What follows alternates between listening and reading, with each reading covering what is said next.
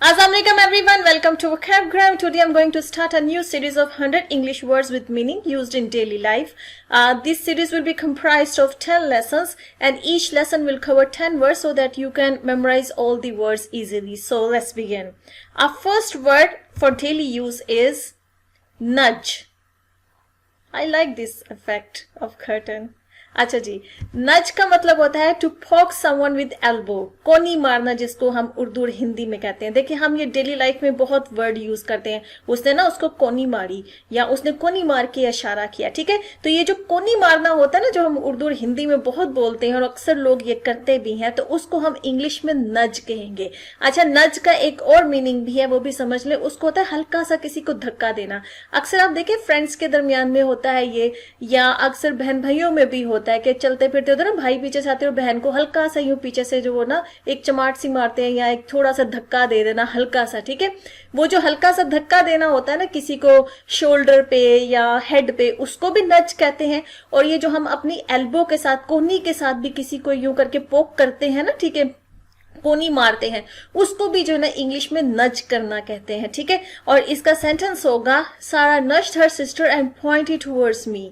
Means के Sara ने ना अपनी बहन को जो है ना वो कोनी मारी और मेरी तरफ ना इशारा किया. आप देखिए लड़कियों में बहुत ज्यादा जब गॉसिप्स वगैरह करती है ना, देखो देखो वो देखो कैसी लग रही है, देखो देखो वो देखो क्या कर रही है. ठीक है, तो कोनी मार के ना साथ वाली फ्रेंड को या साथ वाली जो अपनी बहन होती है उसको कोनी मार के किसी तीसरी की तरफ इशारा करना, तो इसको जो है ना वो नज करना कहते हैं. ठीक है, इसको आप अपनी डेली लाइफ में इस वर्ड को लाजमी यूज किए. जब भी आपने किसी के बारे में ये कहना है कि उसने उसको कोनी मारी और मेरी तरफ इशारा किया या मैंने उसको कोनी मारी, तो उसके लिए आप ये वर्ड नज यूज कीजिए. ठीक है, अच्छा जी, हमारा जो second word for daily life वो है अपॉर्चुनिस्ट. अपॉर्चुनिस्ट भी बहुत यूज होता है. इसका मतलब होता है person who takes advantage of opportunity, जिसको हम उर्दू में या हिंदी में हम जिसका मीनिंग होगा मौका परस्त.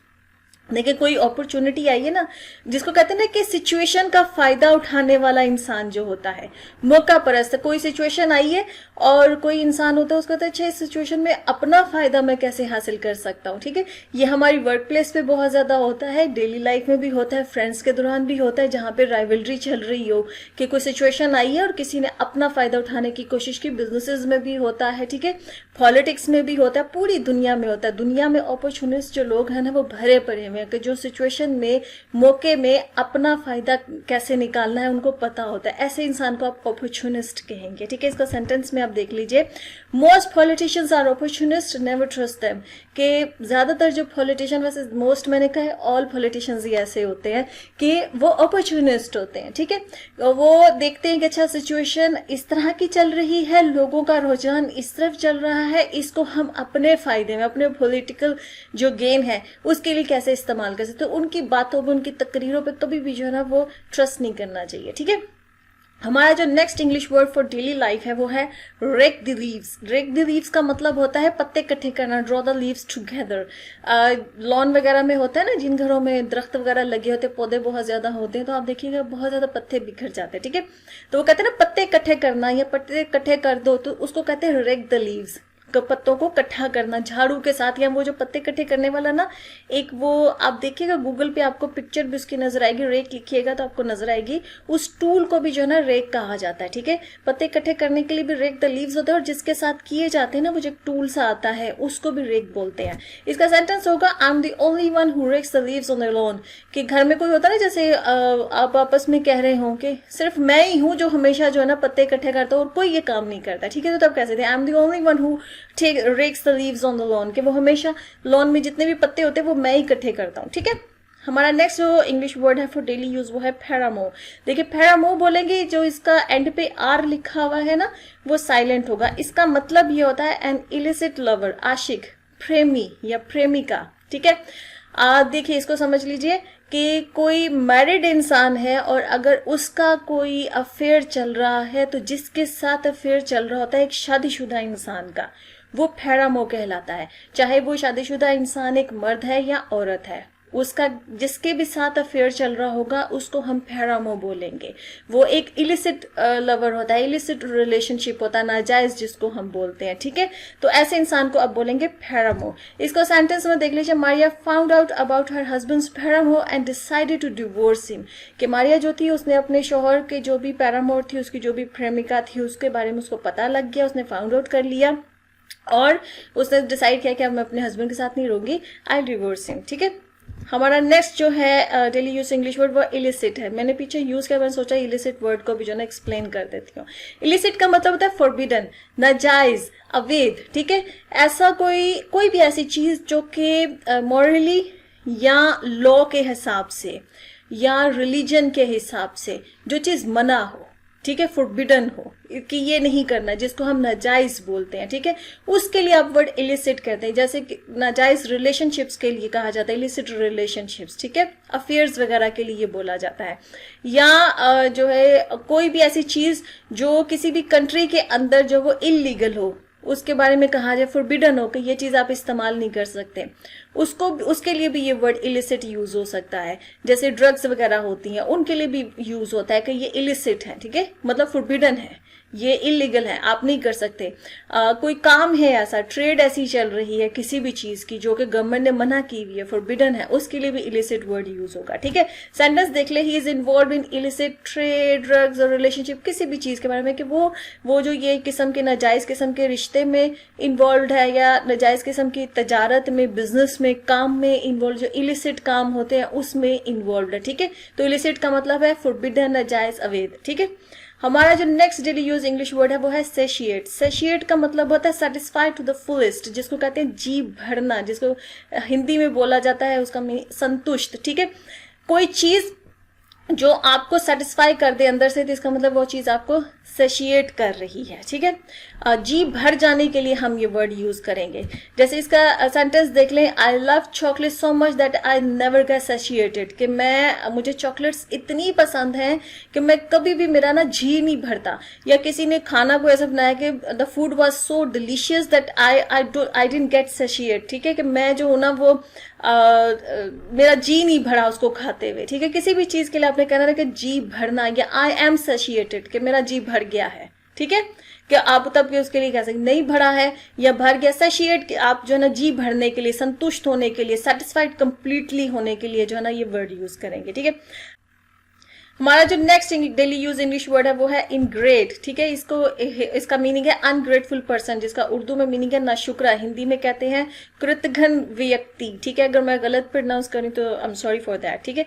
कोई भी ऐसा इंसान जो नाशुक्रा हो, जो आपको लगे कि वो अनग्रेटफुल है, उसके लिए मैंने इतना कुछ किया है लेकिन वो फिर भी जो है ना वो इंसान जो है वो ग्रेटफुल नहीं है, वो उस चीज से शुक्रगुजार नहीं है, वो बड़ा ही नाशुक्रा है। तो ऐसे पर्सन के लिए आप इनग्रेट जो वर्ड है वो यूज करेंगे, बहुत ही अनग्रेटफुल पर्सन है, या वो खुदा के ब्लेसिंग्स पे शुक्रगुजार नहीं है, वो सेटिस्फाइड नहीं है, वो हर वक्त जो है ना वो बस कंप्लेन ही करता रहता है। तो ऐसे इंसान को जो है ना वो आप एक इनग्रेट जो है ना पर्सन कहेंगे। इसका सेंटेंस देख लें, what else can be expected from an ingrate, कि किसी नाशुक्रे इंसान से आप और क्या एक्सपेक्ट कर सकते। किसी इंसान ने कोई ऐसी हरकत की जो आपको नहीं पसंद आई, तब आप ये सेंटेंस बोल सकते हैं कि what else can be expected from an ingrate, कि एक नाशुक्रे इंसान से हम और क्या उम्मीद लगा सकते हैं, ठीक है। चलिए जी, हमारा नेक्स्ट इंग्लिश वर्ड है स्लगिश। स्लगिश का मतलब होता है इनएक्टिव, सुस्त, ठीक है। अगर आप सुस्त फील कर रहे हैं तो आप कहेंगे आई एम फीलिंग स्लगिश, या I am feeling slow, I am feeling low. Low और स्लो यूज करने की बजाय आप स्लगिश वर्ड यूज करें कि आज मैं बहुत ही सुस्त महसूस कर रहा हूँ, ठीक है। इसका सेंटेंस देख लें कि I am feeling sluggish and don't want to work today, कि मैं अब बहुत ज्यादा सुस्त महसूस कर रहा हूँ और आज मेरा काम करने को दिल नहीं कर रहा। समटाइम्स होता है ना, हम अगर कोई हैवी लंच कर ले, आपने एक्सपीरियंस किया होगा कि हैवी लंच करने के बाद भी ना इंसान बड़ा सुस्त सा महसूस करता है। तो तब भी अगर आपने हैवी लंच कर लिया है तो आपको एक सुस्ती सी हो रही है, तो तब आप कह सकते हैं कि I am feeling sluggish after having my heavy lunch, ठीक है, कि बड़ा हैवी किस्म का लंच कर लिया आज मैंने और मुझे बड़ी सुस्ती हो रही है, आई एम फीलिंग स्लगिश, ठीक है। अच्छा जी, नेक्स्ट हमारा जो डेली यूज वर्ड है वो है ब्रेजन। ब्रेजन का मतलब होता है बोल्ड, बेबाक, बेशर्म, ठीक है। कोई भी ऐसा बिहेवियर या कोई भी ऐसा इंसान कोई ऐसी हरकत करे जो बहुत ही बोल्ड किस्म की हो, बड़ी बेबाक किस्म की, उसको डर ना लगे किसी के, बड़ा बेशर्म किस्म का इंसान हो, ठीक है। कोई भी ऐसी हरकत जिसपे पता होता है कि लोगों का इस पे रिएक्शन आएगा, लोगों को ये चीज पसंद नहीं आएगी, स्टिल वो इंसान ऐसी हरकत करे, तो उसका ये जो बिहेवियर है ना, उसके लिए आप ये वर्ड जो है ना, ये ब्रेजन यूज करेंगे। सेंटेंस देख लें। The actress had no shame और regret over her brazen behaviour, कि एक्ट्रेस को ना किसी किस्म की कोई शर्म, रिग्रेट का मतलब होता है पछतावा, होता है ना, समटाइम्स आपसे गलती हुई तो आप पछताते हैं, तो आपको रिग्रेट होता है, लेकिन एक्ट्रेस को कोई शर्म भी नहीं आई, कोई उसको पछतावा भी नहीं हुआ ओवर हर ब्रेजन बिहेवियर, जो भी उसने वो बड़ा बेबाक किस्म का, बोल्ड किस्म का, ढीठ किस्म का जो उसने वो जो भी बिहेवियर उसने किया है, ठीक है, उस पर उसको किसी किस्म की कोई शर्म नहीं है। चलो जी, हमारा लास्ट जो इंग्लिश वर्ड है वो है टायरेड, और इसका मीनिंग होता है लॉन्ग स्पीच ऑफ क्रिटिसिज्म, जिसको कि हम तंजिया तकरीर कहेंगे या हम भाषण कहेंगे। होता है ना, कोई इंसान है वो आकर आपको खड़ी खड़ी सुना रहा है, तो वो जो खड़ी खड़ी सुना रहा है ना, वो टायरेड है, ठीक है। वो जो तंजिया किस्म की लंबी किस्म की तकरीर होती है ना, तुमने ये किया, तुमने वो किया, तुमने इससे, तुम ऐसे, तुम वैसे, ये टायरेड होता है, ठीक है। जिसको आप कहेंगे बस कर दो अपना भाषण, तो आप कहेंगे स्टॉप दिस टायरेड, ठीक है, अपना भाषण खत्म कर दो अब। तो वो जो होती है ना, वो टायरेड होती है। ये बड़ी सीरियस किस्म की सिचुएशन होती है, और समटाइम्स जर्नलिस्ट भी करते हैं, जब आप किसी को क्रिटिसाइज कर रहे हो, किसी पॉलिटिशियन को क्रिटिसाइज कर रहे हो, किसी लीडर को क्रिटिसाइज कर रहे हो, और आम जिंदगी में भी होता है, कोई आपका दोस्त, आपका पार्टनर, कोई भी आपको आके कहे ना तुमने ये किया, तुमने वो किया, तुमने वो किया, तो वो जो सारा कुछ हो रहा होता है ना, वो टायरेड हो रहा होता है, ठीक है। अच्छा, इसका सेंटेंस देख लिया, I am not here for this tired, मैं यहाँ तुम्हारा ना भाषण सुनने नहीं आया, जो हम अक्सर वो जुमला बोलते ना, मैं तुम्हारी तकरीर सुनने नहीं आया या आई, या मैं तुम्हारा भाषण सुनने नहीं आया या आई, तो तब आप ये बोल सकते हैं I am not here for this tired, जो तुम इस वक्त मुझे सुना रहे हो, ठीक है। ओके जी, हमारा लेसन यहाँ पे खत्म होता है। आई होप कि आपको ये लेसन जो है वो इंटरेस्टिंग लगा है, इसमें नए वर्ड्स आपने सीखे हैं। इस सीरीज में आप मेरे साथ जुड़े रहिए, इसको शेयर कीजिए, मेरे चैनल को सब्सक्राइब कीजिए, and I see you next lesson. अल्लाह हाफिज।